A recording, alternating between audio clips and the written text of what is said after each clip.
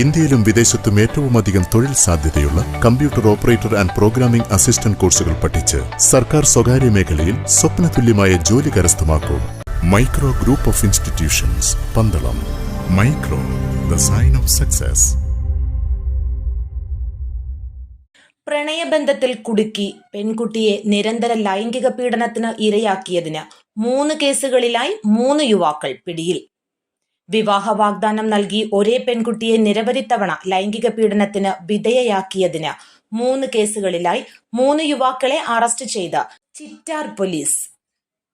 ചിറ്റാർ സീതത്തോട് അള്ളുങ്കൽ ചരിവുകാലായിൽ വീട്ടിൽ 19-കാരൻ മിഥുൻ, സീതത്തോട് പള്ളിവാതുക്കൽ വീട്ടിൽ 34-കാരൻ Saju P John, Seethathodu പയങ്കരാമുടി Deep ഭവനം വീട്ടിൽ 23-കാരൻ പി ഡി ദിബിൻ എന്നിവരാണ് വ്യത്യസ്ത കേസുകളിൽ പിടിയിലായത്.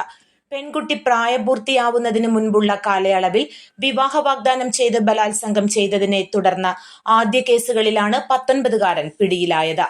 2024 ഏപ്രിൽ 1-നും 2025 ജനുവരി 31-നും ഇടയിലുള്ള കാലയളവിൽ രാത്രി 12 മണിക്ക് ശേഷം ഫോണിൽ വിളിച്ചു വരുത്തി പെൺകുട്ടിയുടെ വീടിന് സമീപത്തുള്ള വീട്ടിൽ വെച്ച് ഇയാൾ നിരന്തരം പീഡിപ്പിക്കുകയായിരുന്നു. 2025 ജൂൺ 25-ന് പെൺകുട്ടി പത്തനംതിട്ട വനിതാ പോലീസ് സ്റ്റേഷനിലെത്തി വിവരം പറഞ്ഞതിനെ തുടർന്ന് SI KR ഷെമിമോൾ വിശദമായ മൊഴി രേഖപ്പെടുത്തി ചിറ്റാർ പോലീസിന് കൈമാറി. പ്രായപൂർത്തിയായതിനു ശേഷം വ്യത്യസ്ത കാലയളവുകളിൽ സജു പി ജോൺ, ദിബിൻ എന്നിവർ ലൈംഗിക പീഡനത്തിന് ഇരയാക്കിയതായി മൊഴി നൽകിയതിനെ തുടർന്ന് ഇവരെ പ്രതിയാക്കി അടുത്ത 2 കേസുകളിൽ കൂടി Chittar police inspector B Rajagopal register ചെയ്ത് അന്വേഷണം നടത്തി. 2025 ഫെബ്രുവരി 20-നും ഏപ്രിൽ 30-നും ഇടയിലാണ് സജു പെൺകുട്ടിയെ വീടിന് സമീപം വെച്ച് പീഡിപ്പിച്ചത്. ജൂൺ 21-നും 22-നും രാത്രി 12 മണിക്ക് ശേഷമാണ് റബ്ബർ തോട്ടത്തിൽ വെച്ച് ബലം പ്രയോഗിച്ച് ലൈംഗിക പീഡനത്തിന് ഇരയാക്കിയത്. മിഥുനെയും സജുവിനെയും ചിറ്റാരിൽ നിന്നും പിടികൂടി.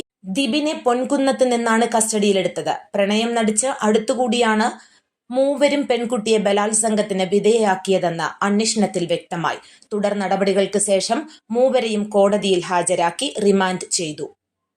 News bureau, Pathanamthitta.